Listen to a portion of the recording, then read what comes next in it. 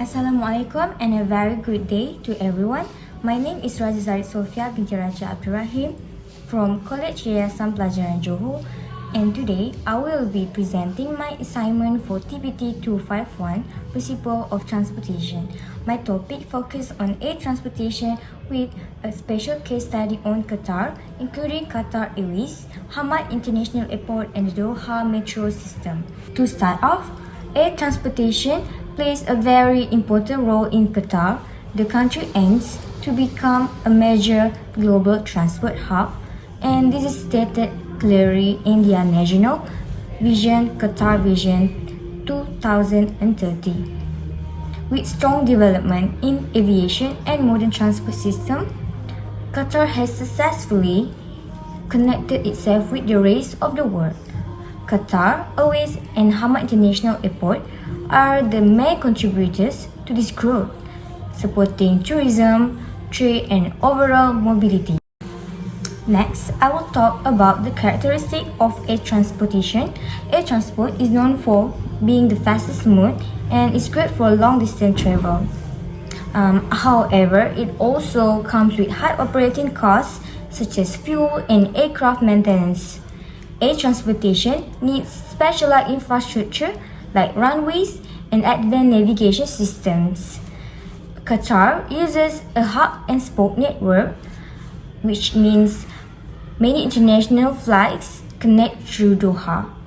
It's also suitable for a high-value cargo, but at the same time, it has a noticeable environmental impact.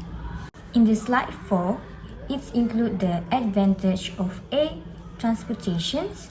The main advantage include very fast travel time and high reliability, especially for urgent or long distance trips.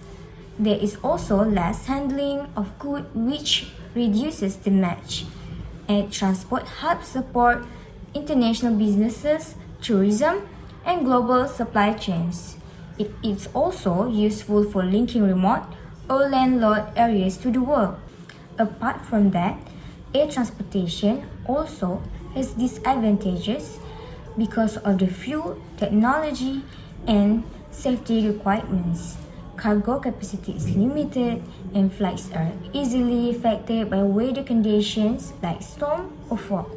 It also is a high environmental cost because airplanes produce more carbon dioxide compared to other transport modes.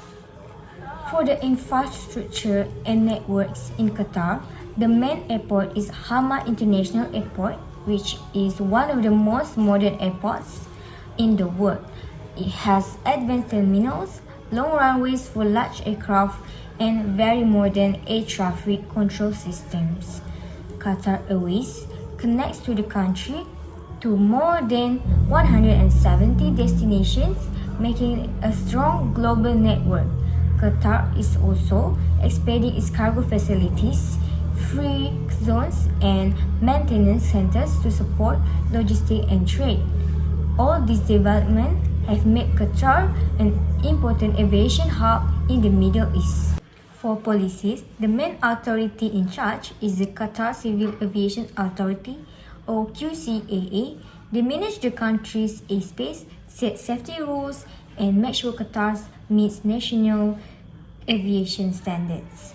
The government continues to invest in airport expansion, new technologies, and national aviation strategies. Qatar also works with many countries through air service agreements, allowing Qatar Airways to operate globally. Recently, sustainability and green initiatives have also become important parts of Qatar's aviation policy. Even though Qatar has a strong aviation sector, it still faces several challenges, such as high operating costs remain a major issue because maintaining modern aircraft and airports is expensive. Weather conditions like sandstorm and extreme heat often cause delays. Qatar also faces tough competitions from airlines like Emirates and Etihad. There is also pressure to reduce carbon emissions and adapt a greener practices.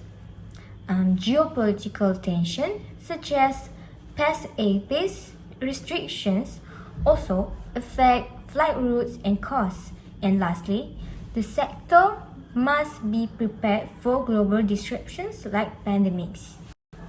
In Qatar's air transportation system, the main stakeholders include the QCAA, which makes the rules and policies, Qatar Airways, the national airline that manages global connections, Hamad International Airport, which handles operation and passengers. Other stakeholders are ground handling companies, logistic providers, passengers, and the tourism sector. International bodies like IATA and ICAO also influence Qatar's aviation standards and agreements. For my study case, I look at the Doha Metro, one of the biggest transport projects in Qatar. The metro was built to reduce road congestions and support Qatar's rapid growth. Even though the project faced many challenges like tunneling under the city and working in extreme heat, Qatar managed to complete it on time. The metro connects important places such as Lusail, Mizrab, Westway, and Hamad International Airport. It is now a very important part of daily travel and played a big role during the 2022 FIFA World Cup. My recommendations include expanding the metro lines to more residential areas so people rely less on cars. Qatar should also improve integration between metro, buses, trams, and taxis to make traveling smoother. More sustainability efforts such as electric buses and renewable energy can also help reduce emissions. And lastly, Qatar should continue training its workforce in transport and technology to support future development.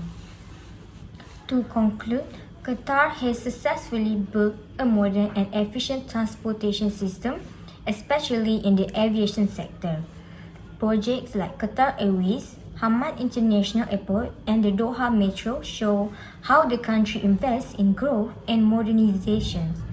Although there are challenges, Qatar continues to improve through innovation, strong policies, and long-term planning. Overall, in general, Qatar is on the right path to becoming a major global transportation hub in the future. With that, I have reached the end of my presentation. I hope the explanation provided has clearly shown the development, challenges, and overall importance of air transportation. And thank you.